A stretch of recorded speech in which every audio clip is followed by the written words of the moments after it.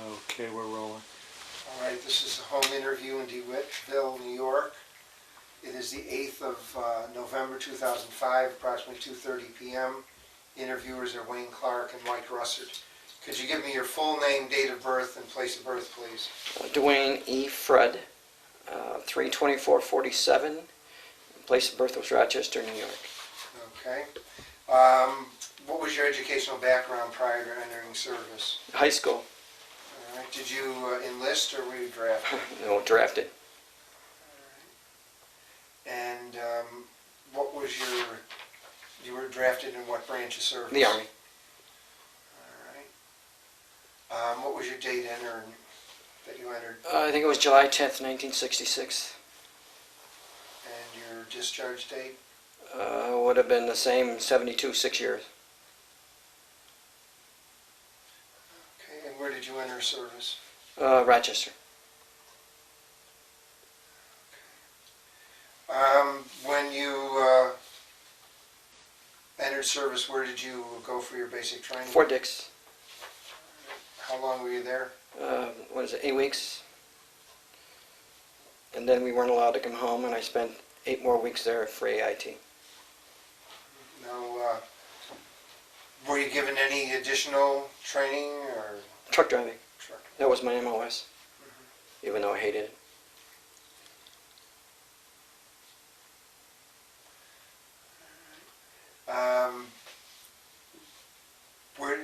Let's see now, when did you go to Vietnam? It would have been December of 66. And how long were you there? 18 months.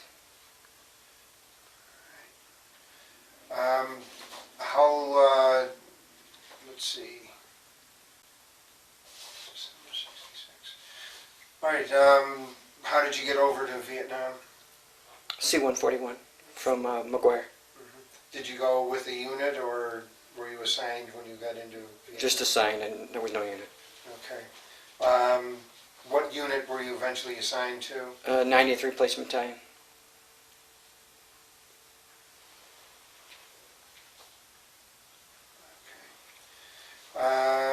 Let's see, what were your general duties?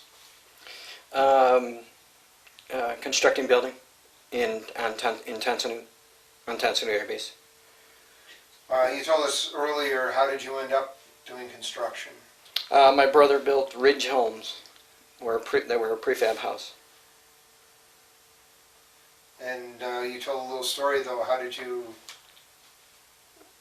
something about you could use a hammer. Oh, in Vietnam?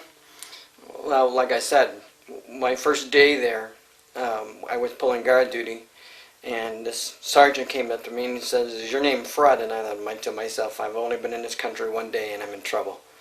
And he said, "So you're a contractor?" And I said, "No sir, I'm not." And he says, "Well, can you pound a nail?" And I said, "Yes, I can." He says, "Good, you're going on TDY to Son Nhut for 90 days. And I stayed there the whole year. Okay. What were your duties? I know construction, but basically what did you do while you were On the 90th Replacement compound, we built officers' quarters. We remodeled the mess hall. We remodeled the interview for the R&R flights room. Completely redid that. Bunch of other stuff on the compound. Did you ever have to postcard duty or any? No, because we were, I don't know if you could consider elite, but we were not, we were a part of the 90th Replacement Battalion, but we weren't. We were just supposedly temporary. And so no, we hadn't, I mean, we would have if we were told to. During the Tet Offensive we did. But that was after I came back home, or came from home back to Vietnam. And that was during the Tet Offensive, and everybody had to pull some kind of duty. So when was the first time that you were under fire? Actually, during the Tet Offensive, it probably would have been, I don't know, February or March. Myself, I mean, the actual Tet Offensive started January 28th of 68. Right.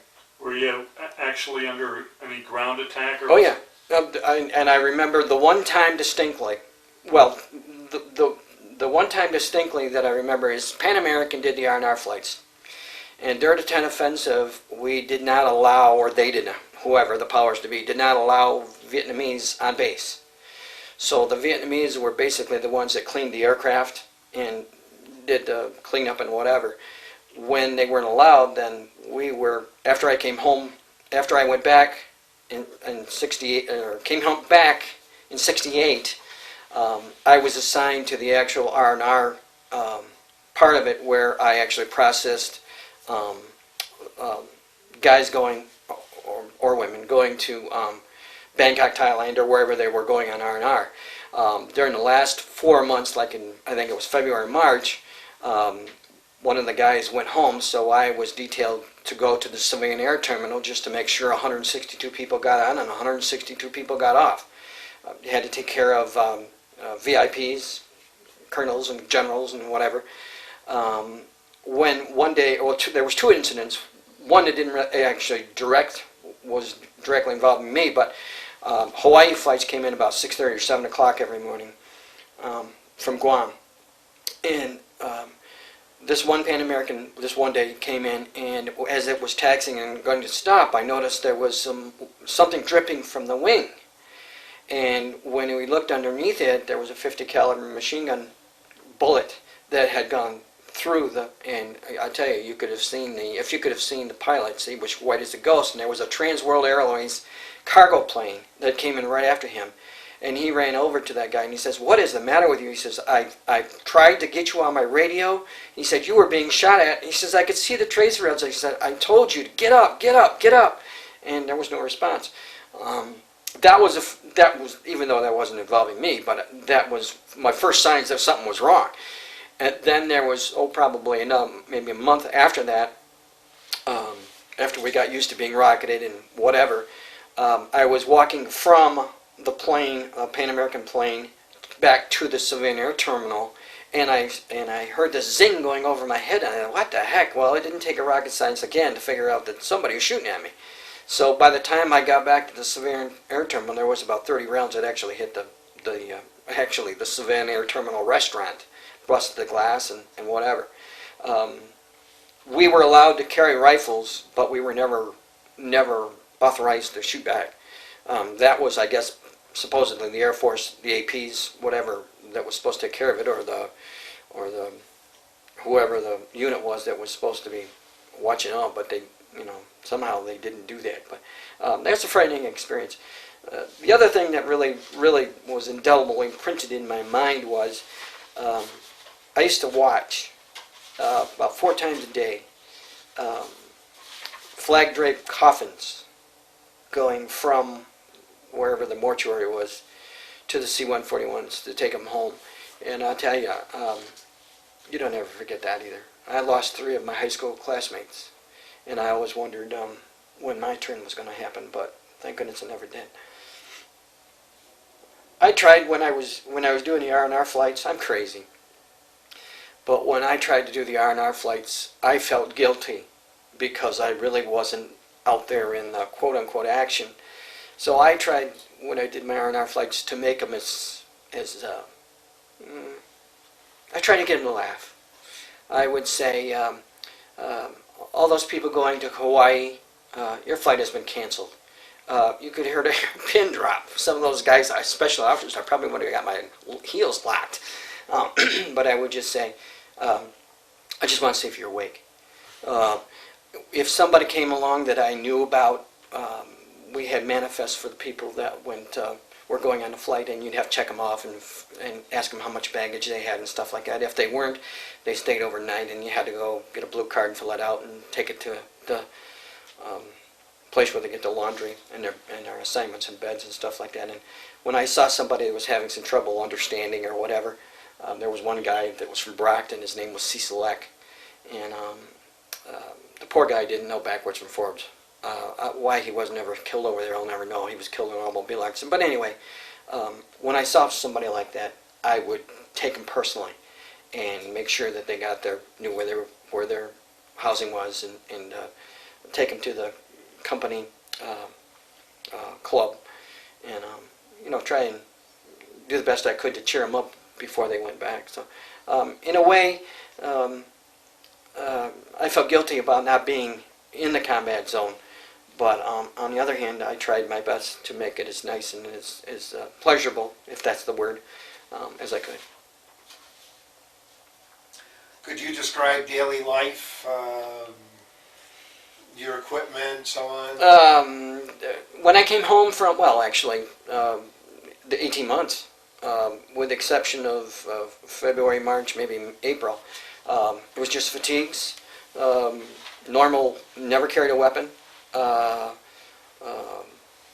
Just do your, do your construction in the first 12 months, and then after that, just do 5 or 6 R&R flights a day. Usually the Hawaii flight started at 6:30 or 7 o'clock, and then the last one usually is 3:30, 4, somewhere around there, and you were done. And you would find things to do. You could either go downtown Saigon, or they had movies. Son Nhut Air Base was, the Air Force, I always complain a little bit, the Air Force always had the best of everything. They had the best basketball. I played basketball. They had the best basketball courts. They had the best food. So we would go over, some of us guys, when we did early R&R flights, would get up at 5 or 5:30 and go over to the Air Force mess hall, because they had really good food. I never, except for the Tet Offensive, I never had to eat sea rations. Usually it was cooked food, whatever. And that's one thing I will say about the Army. When they did R&R, we tried to make things available to them that they didn't have in the field. I was part of that, and I was glad to be part of that. When you were there, were they allowing people to live off post? Oh yeah, oh yes. So Oh, yeah. you could actually live in Oh, Saigon absolutely, if you absolutely. wanted to. I'll tell you one story if I can. The first day I was there, well, actually, I didn't get to Long Bend until about 6 or 7 days after I was supposed to be there. The C-141 that we went over on had landing gear trouble, so they stopped in Tokyo, Japan. So we spent there was about I don't know, 100 of us guys or whatever that spent at least 3 to 5 days in Japan. And so there was 5 of us that decided we were going to be real macho people. We're never going to be in Japan again. So we went right downtown Tokyo. And we went into this restaurant and ordered spaghetti. And I kid you not, there was a wiggly, what do we call it, cockroach that were climbing up the walls. And that was normal for them. It wasn't for us. I think we paid for our food and left.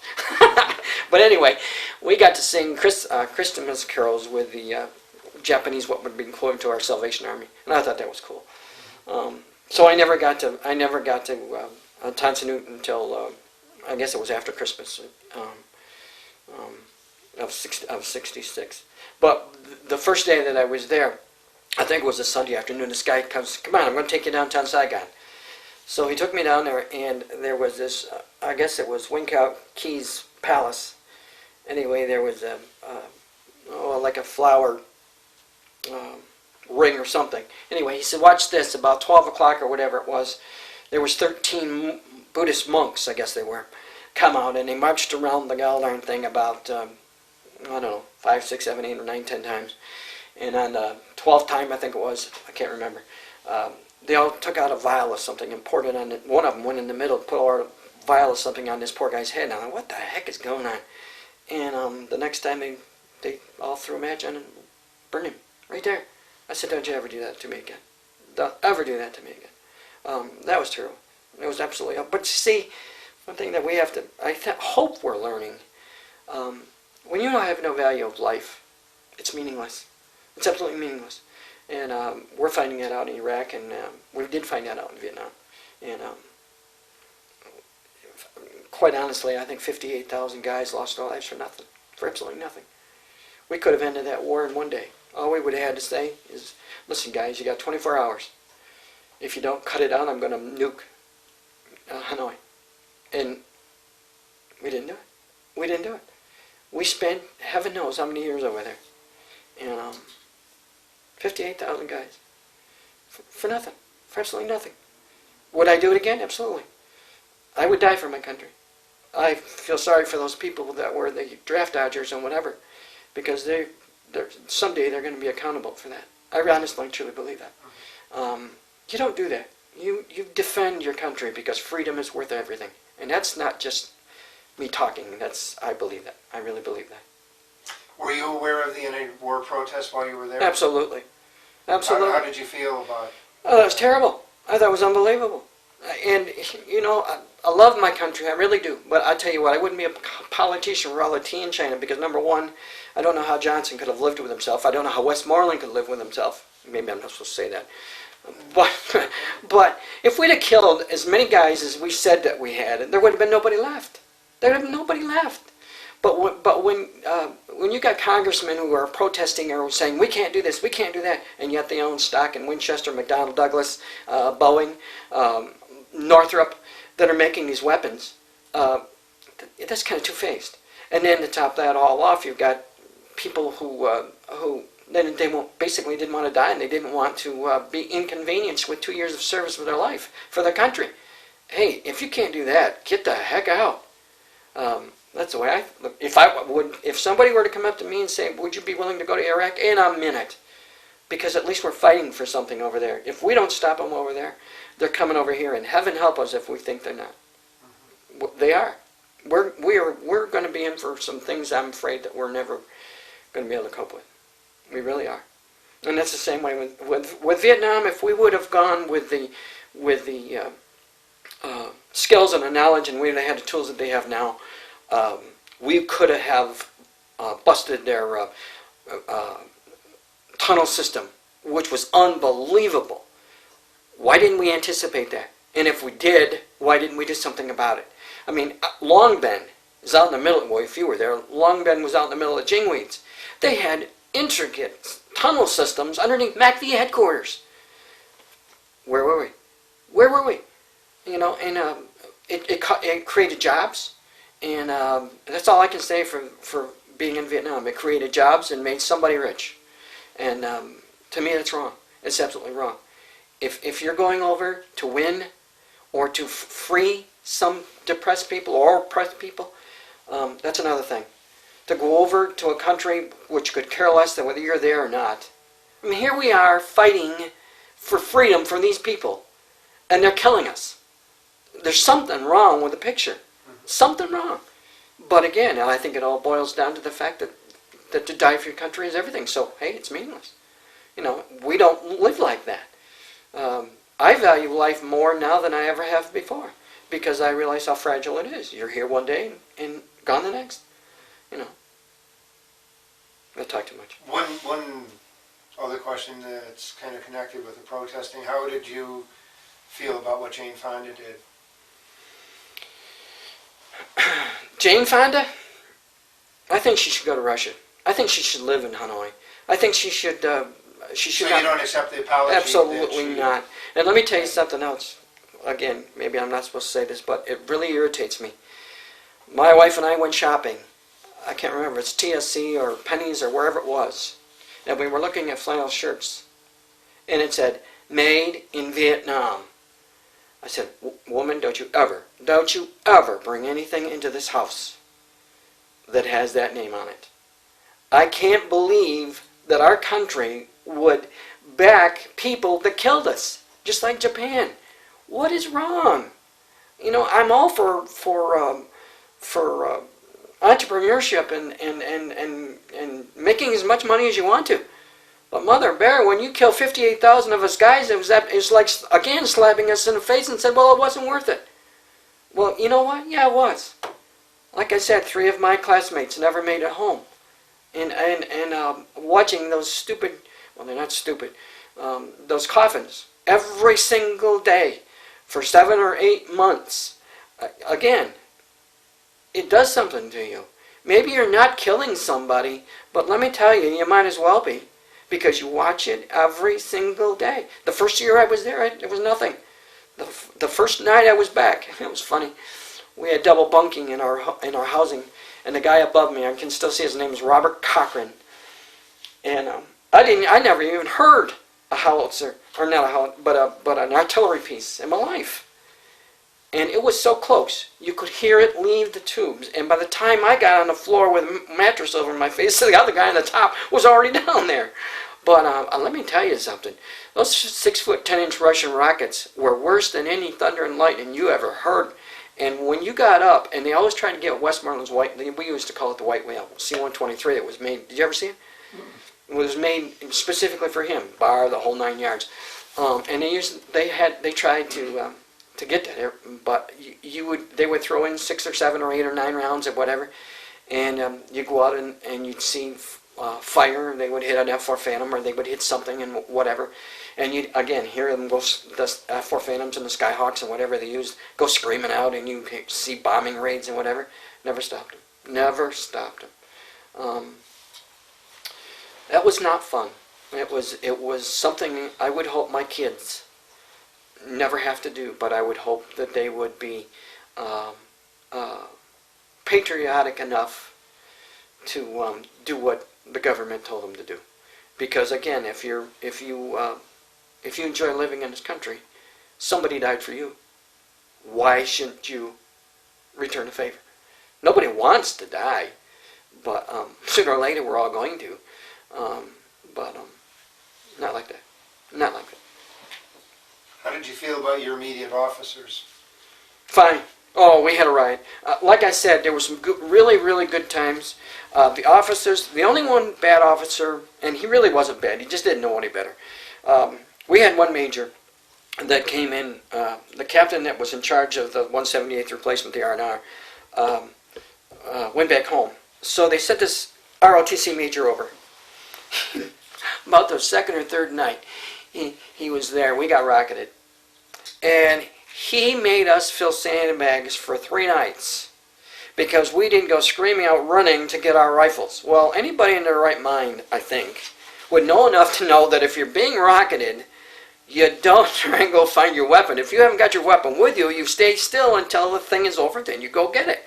Well, I think they sent him, or they complained to the adjutant general, and he didn't make us do that again. But after that, he was really nice. No, I can't say that the officers that I had were nothing but gentlemen, and they took their job very serious. It was more casual over there. I mean, every single officer that you see, you didn't have to salute them 15 times a day. They were part of you. They would have they go to the club with you. They would share anything that they had. No, I can't say that any of the people. There were some bad people and there were some good people, but you hung around the good people or you hung around the bad people. But some of those guys, I can still see their faces. Carl Paul, he was the craziest person I ever met in my life, and if I could ever find him again, he was crazy, but he was so much fun. So much fun. We had it more relaxed, and again, that's probably why I feel a little bit guilty. We had it more relaxed where we were because we were supposed to be secure. But of course we weren't. They had a 18-hole golf course, I think it was, and by the time the Tet Offensive was done, you could putt anywhere and get a hole. Winkowski had a horse track, and I believe there was nothing left of that after they got through bombing it. We would have company parties, enough to make the people who stayed overnight relax, and a lot of times we would have movies that we would show. Probably a couple months I ran the projector. But you try to do little things to make their lives a little bit more comfortable. If you were serious all the time, which I'm not, but if I were, I don't think I would have made it. I think you've got to have some kind of sense of humor to keep your wits about you. If you took everything that you saw personal, you'd be in a nut house. You would be in a nut house. I remember I came home July 10th, I think it was, and the week before July 4th, they all around the perimeter they shot off blue, yellow, and red flares, and I'm thinking, you Gallard guys, what are you doing? I've only got 6 days in country. Why are you doing this? Luckily, we weren't rocketed then, but you had to have fun. I mean, you had to. I give it to those guys in the field. I really do. You never made friends out there because they're here today and gone tomorrow. I made friends that even though I don't have contact with them, I'll never forget. Never forget. Because you build that bond. You know exactly what you're supposed to do and how you're supposed to do it, and you react because the other guy knows exactly what he or she is supposed to do. If I didn't learn anything else from the Army, well, I did learn a lot of things from the Army, but one, I came from, like I said, a rural community where nothing ever happened. And to be thrown into a situation, especially at Fort Dix, New Jersey, where you never heard the words that were used on us, you were never called a scumbag, you were never in the face with somebody telling you that you're a jerk and you're worthless and whatever. But you know, the discipline that you learn from that is what keeps you going when the bad times come. If you didn't, you'd be scared and you wouldn't know what to do, and you'd be the first one. I always told my company commander that the only way that Charlie was ever going to get me was in the back running. I think I felt sandbagged for 3 nights after that. No, I'm kidding. I'm kidding. But you had to have fun. You had to have fun. Would I do it again? Yeah. Yeah, I'd do it again in a minute. What were race relationships like within your unit? Race? Yes. No. Any problems? None. No. Again, you had your good people, you had your bad people. So a lot of the guys that were in our unit, they had a choice: Vietnam or jail. But I know 2 guys specifically that had that choice. And I'll tell you what, they were some of the nicest people I ever met in my life. Would I do that? No. But hey, I'm not going to condemn somebody else. They did their job, and one of them got shrapnel in the head when they got a direct hit in the Savannah Air Terminal during the Tet Offensive. See, one thing that was bad about that is the Vietnamese worked for you during the day and gave them coordinates at night. So they had the Savannah Air Terminal got a direct hit. How did they get that? You know, I'll never understand why you would hire or have somebody work for you that is going to kill you. Doesn't make any sense. But that's the way it was. How did you feel about the Vietnamese people in general? Vietnamese people?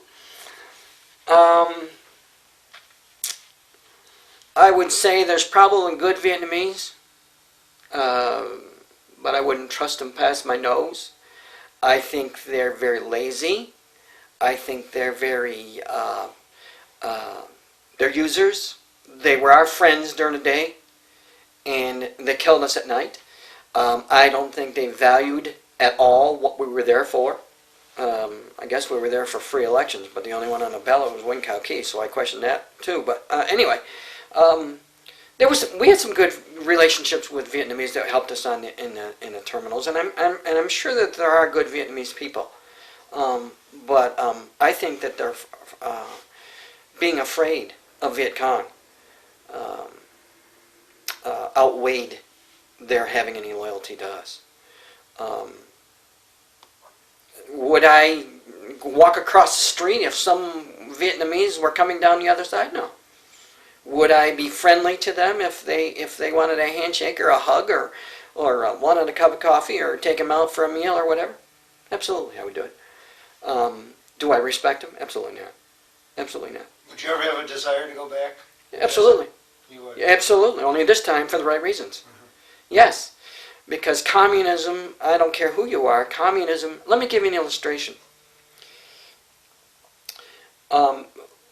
I spent a little bit of time at Long Bend, and one of the duties I had to do was, of all things, go in the middle of a field out in the Jingweeds where there was a refugee, where soldiers that were killed from the Vietnamese army, families lived that were up north. And there was about 300 or 400 people, and there was a little girl, her name was Kimchi, and I can still see her. She haunts me, not every night, but she haunts me. Me and my wife talk about it. Her name was Kimchi. She was 2 years old, and she was one of the most loving, lovable little girls you ever met. And her mother her husband was a lieutenant in the army, and he was killed up north. And she begged me, please take her home with you. Please take her home with you.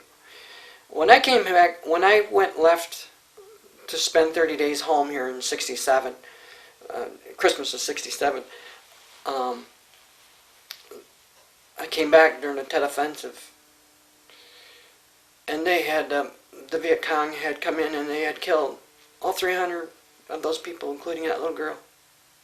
And I'm thinking to myself, you know, what is wrong with people? What is wrong with people? Why can't you live in peace? Just like Rodney over in California. Why do you have to do that?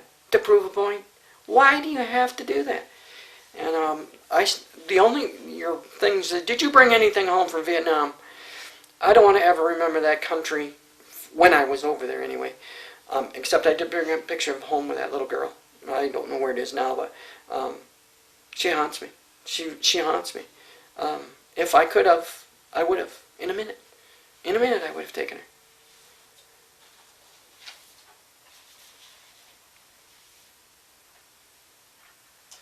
What do you think are some of the experiences that perhaps mentioning her, besides her, left the greatest impression on you? The country was beautiful. Had beautiful birds. Had big snakes. One of the times that we had an hour flight, this is not skirting your question, but this one guy came into the compound, and I kid you not, this is the gospel truth. He had about a 30-foot boa constrictor. The head of that snake was about as big as a softball. And he says, I said, what in the world are you going to do with that snake? He says, I'm taking it to Hawaii. My wife is going to take it home. I said, you're kidding me. He said, no, I'm going to do it. When the Pan American stewardesses found out that there was going to be a 30-foot boa constrictor on the airplane, they said, this plane is not leaving. You are not putting that. We babysat a 30-foot boa constrictor. The Vietnamese had made a cage for that thing. And when you talk about rats, in Vietnam, they're as big as cats. And they caught one. And I'll never forget the thing tormented that boa constrictor. It just tormented the daylights out of it, and all of a sudden one move and the thing was gone. But the look on the Pan American stewardesses' faces when they said, we're going to have a 30-foot boa constrictor. Oh, it's going to be all crated up. No, it's not. It's not going to be on the plane. That I will never forget. I don't know. I guess there's a lot of things that you remember, a lot of good things that you remember. There's a lot of bad things you remember. But the good things are, where in the world would you ever in your lifetime ever get a chance to go to Vietnam? I didn't even know what the name of the country. I spent, and on my way there, I got to visit Tokyo. I'll never go there in my life. The country was beautiful. Beautiful, unbelievable birds. They were like banny hens, roosters, only they had bright orange and bright red and bright greens and whatever, and they could fly. Those are things that you remember. Saigon, I don't want to remember. Saigon was dirty, filthy. There was no sanitation. We were 3 miles, I think, from the fish market. You could smell those carp that they caught out of the Mekong River. They used to let them ferment for about 30 days, and they would be so bloated they'd pick them with prins and they would explode. You stayed away from that place. The only places that I was ever in Vietnam was Son Nhut and Long Binh. I never went anywhere else. I never went on R&R because I never thought that I was. I didn't want to because I felt guilty. I wasn't killing anybody. I didn't think that I deserved to go. The other thing is the stewardesses on the Pan American flights. A lot of them would make repetitious flights so that you got to know them. There used to be a race to the ones that came home from Hawaii because they had real milk on, and we were used to drinking vegetable milk. Ugh. Anyway, and ice cream. The other thing that I remember is just before I left, they had started Australian flights. Qantas, I think it was. And this is the truth. I kid you not. They had a ribbon cutting ceremony and all this kind of got off the wall stuff, and we put the first 162 people on. And maybe I shouldn't say this, but anyhow, put 162 people on, and the main stewardess, and I love to hear Australians talk. Oh, do I love to hear them talk. But anyway, they came up to me and says, would you do us a favor? Would you make 162 names and put them in a hat? On little pieces of paper. And I said, yeah, but what are you going to use them for? Never mind, I'll tell you. So I made 162, whatever, after I got permission from my company commander, by the way. And she said, okay, now I want you to 7 of them. Just draw out 7 numbers. So I drew out 7 numbers.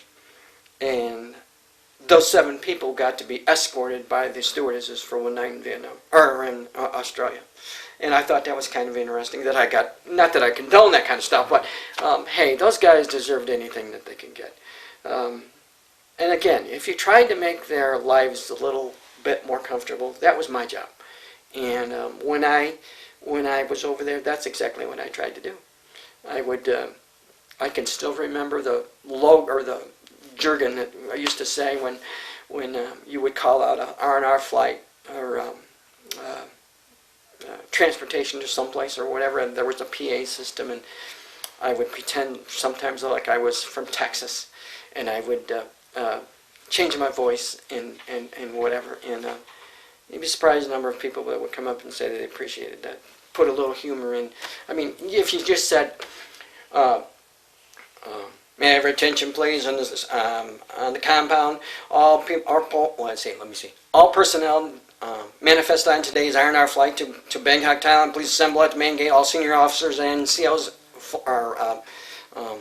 go to the front of the line. All others report or line up according to your boarding pass number. Have your boarding pass out, and please show it to the man at the gate. Well, duh, But if you put a little humor in it and made it kind of like, you go through enough stress and strain trying to stay alive. Make it a little bit easier. And that's what I tried to do. I did. I really, honestly, truly did. Did you get to see any USO shows while you were over there? Yeah, oh, yeah. One of them I did was Nancy Sinatra. Can you imagine? There's 10,000 GIs that probably haven't seen a woman like that in probably over a year. And she comes out in this white miniskirt and orange boots. And I'm thinking, this girl has either got to be crazy or she has no feeling whatsoever. And I tell you, those guys went wild. I mean, they went wild. I saw her. I saw Martha Raye. I can't remember. There must have been somebody else, but we used to have some local bands in the club. Some of them were pretty good that would sing rock and roll songs. And again, like I said, we had company parties, but we would invite anybody on the compound to come in, and a lot of them were good food. And we didn't have a compound big enough to have a baseball field. Next door, again, Air Force had a basketball court. So I spent a lot of my time playing basketball. There was this one guy, I kid you not, he had a contract signed with the Harlem Globetrotters. The guy could shoot from anywhere in a court, and he would make it without even looking at it. And I don't know if he ever made it out of there, but what a waste of talent if he didn't. And you talk about a nice guy. Oh, I did meet Clint Walker. Yes, he came over on some flight, and I didn't even know who he was, but here's this big, monstrous guy. I mean, tall. I know that guy. Yeah, I saw him on TV. And he was nice. Jackson. What's his? I can't remember. Colored guy. Reggie Jackson? Not Reggie Jackson. No, singer. Anyway, he was there, but I didn't go to. Michael Jackson. No. I can't think of his name. It'll come to me after a while. But anyway, I didn't go to see him. But if you wanted to keep yourself busy, there were certainly plenty of things to do. I spent a lot of my time, like I said, there would be some people that I would know from this area that would come up through R&R, and I would spend a lot of time with them. And again, if somebody I could see was having trouble even writing their name or filling out a card or whatever, after the thing, I would just say to the guy, stay after. And I would help them fill out the paperwork and get them so that they could, do whatever they had to do. When did you leave Vietnam? July 10th, 68. Okay, now you were in the service until 72. What did you do between 68 and 72? Okay, 68 to 70 we were supposed to be active reserve. But when you were in Vietnam, it was waived. The other 2 was inactive reserve, so you have to spend 6 years. All right. Did you make use of any GI Bills or anything at all? No, the only thing I'm getting right now is $112, I think it is, for diabetes, which they couldn't prove or can't prove that I got when I was in the service. I don't know. No, I never did. Okay. Agent Orange. That's another story. We were on a basketball court one night, and all of a sudden this cloud of something came over us, and I kid you not, it literally burned the hair out of your nose. It watered your eyes, and you could tell it was some kind of a chemical. It was awful. I had a daughter who was born with a tumor on the liver the size of an orange, which didn't have anything to, not necessarily Agent Orange, except, as I understand it, Agent Orange has dioxin in it, and dioxin attacks the liver, the blood system. The tumor on her liver was the size of an orange, and in comparison to me, it would have been the size of a basketball. She had teeth that had no roots. She has no pigment in her eyes, in the retinas of her eyes. I went to Erie VA hospital to have an Agent Orange test, and I have rash on my feet, which they said was didn't have anything to do with it. But I was more concerned about my daughter. She went to Children's Hospital in Buffalo. She was not expected to live, and they operated on her, and she did 22 days she was there, and we literally had to force feed her and whatever. But I think she's definitely going to have some problems. But the ironic part about it was 2 weeks before she had hers, there was another one in there, and the guy's name was Dr. Jewett. He said that's only the second one he's ever seen. And I would love to know if that guy was ever in the military. I really, honestly, truly would. Was I looking for anything? Absolutely not, except giving some information to the people that needed to do whatever they did for Agent Orange. I'm not one, even though I can say this, but I'm not one that looks for free handouts. If you do something wrong and you don't live up to it, then, hey, that's your problem. I'm not going to worry about it. They use stuff on us. The thing that irritates me the most is, number one, we were there for no reason, as far as I can see. But number two, why do you deny using something if you used it? I don't like that. I'm not going to say I'm a saint. But if I do something wrong, I can't stand it until I make it right. That's my God-given thing that my Christian parents taught me. Now, everybody was subject to Agent Orange that was in country. Duh. I mean, if you were there, you know. Why are they all of a sudden saying it is now? Of course, I guess they got some kind of settlement, but by the time the lawyers and whatever got their hands on it, I guess there was not a whole lot left. But as far as I'm concerned, what the military does with your life for 2 years is their business. You owe it to this country to be patriotic enough to do whatever you have to do. If I do that, however, then they should respect me enough to be honest and tell me, say, hey, listen, yeah, we did use it. What can I do about it? Nothing. Except just say I don't like it. But hey, that's life. Nobody has guarantees. Did you join any veterans organizations after you?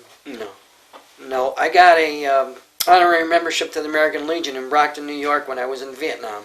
Whenever I would darken the doors of the place. No, because quite honestly, again, I was brought up in a very religious home. Those were places that were no. Now I learn better. I know better. The VA or the VFW in Naval keeps on bugging me to join them, but I don't really have time. And number one, I don't have the money. I'm on disability, and I wouldn't feel right, just blowing money that I don't have, which I don't have anyway. But no, I never did. Never did. Do you stay in contact with anyone that served with you at all? No. Well, see, I went to high school up near Rochester, so the guys that I've known up there been too far away. I've got guys around here that in fact, I have a brother-in-law that spent a little while over there, but I've got a lot of friends that were over there. And probably it was the same time, but I went from Rochester and they went from Fredonia. Okay. How do you think your time in the service changed or had an effect on your life? Drastically. again, you're coming from a very rural Christian home where you don't do anything wrong and you don't step out of line. It's a eye opener to find out what the real world is like, and you better grow up in a hurry, because if you don't, you're going to be among the missing. The basic training really makes you feel like you're an absolute worthless piece of candy. But again, they have the reasons for doing that. If you're not disciplined enough to follow orders and do what you're told to do, then when you get to places like Vietnam, you're going to be in deep trouble, very deep trouble. It has opened my eyes to realize how fragile life is, and it also has made me believe that the Creator takes care of you no matter where you are. I am totally convinced that had it not been for that sergeant that came up to me, asked me if I could build or pound a nail, I probably would be dead not talking to you. I absolutely strongly believe that that was somebody else's intentions, not mine, for whatever reason. I don't know, but